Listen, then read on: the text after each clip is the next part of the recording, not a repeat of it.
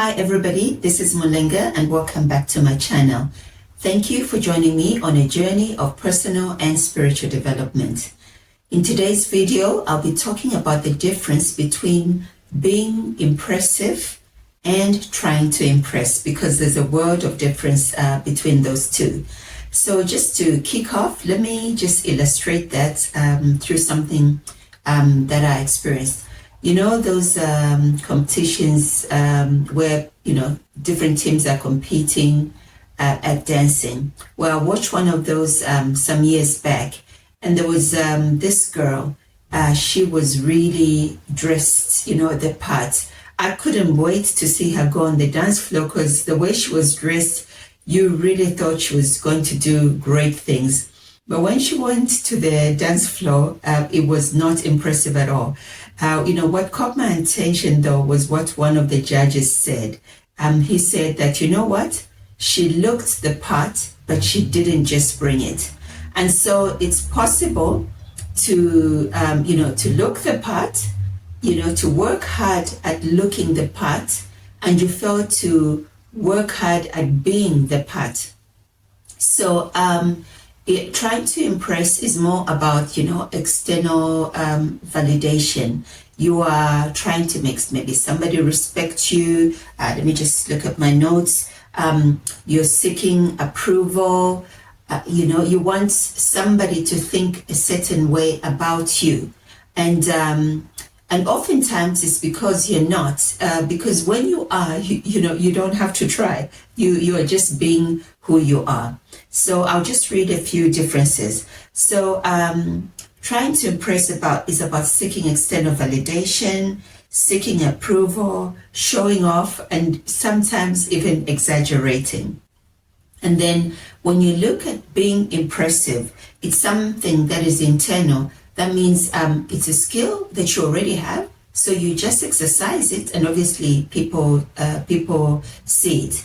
It could be a character trait. You are reliable, so when people ask you to do things, you do what you said you would do, how you said you would do it, and when you said you would do it. So it's just in you that you're dependable. You keep to your word, and then also. For the most part, you're not seeking attention. And I like what somebody said, that, when you're trying to impress, you're seeking attention. But when you are impressive, you draw attention. So there's attention involved in both sides, but one is trying to draw attention to self. To seeking attention from outside to itself. So you are the one who's working hard to draw their attention. The other one goes about their business and they draw attention.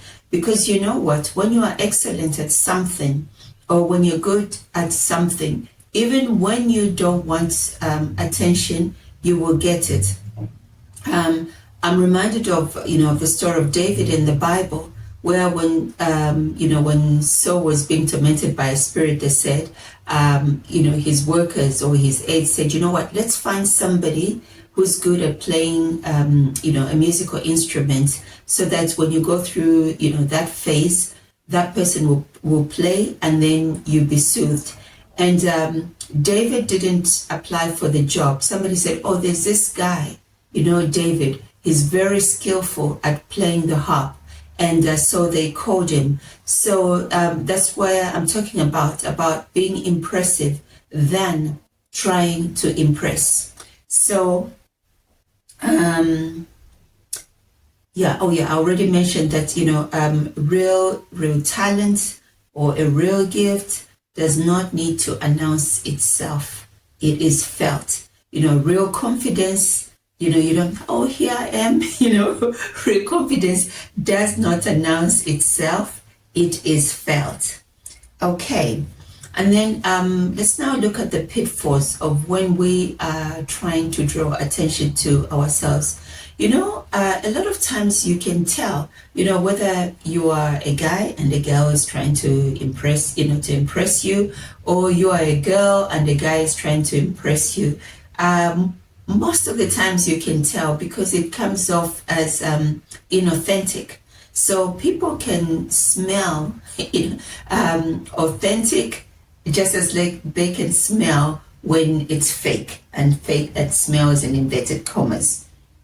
Also, it's short-lived, right? So you can even, get through the door. But once you're through that door, you actually have to perform. So like that girl I spoke about in the dance competition, she was dressed the part. I mean, she was dressed the part, right? But eventually, she had to go to the dance floor and dance. And as the judge said, she didn't bring it. So you don't want to look the part, but not be the part. And not putting down the part about always presenting, putting our best foot forward. We should always present ourselves well in our best light, but not in an inauthentic manner. Also, when you're trying to impress, it creates unnecessary pressure on you because you are performing or trying to perform outside who you really are. And so there's always that pressure. But when you're just being who you are, you're not performing. So it's not like you get tired from performing. You're actually being who you are. And that's not work because, there's only one you. And so you can do you well. All right. So what should we do in order to become impressive? Number one, I would say, be excellent in everything that you do. Even when you're given a small task, do it well, do it to the best of your abilities. And if your abilities are not enough, then ask somebody who's better than you to help you. So be faithful in the little, and then you'll be trusted with the much. As I mentioned before, be authentic.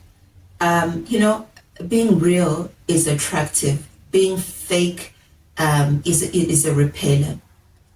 The other thing that I've noticed, that's my number 3. The other thing that I've noticed is there are people who show flashes of brilliance, right?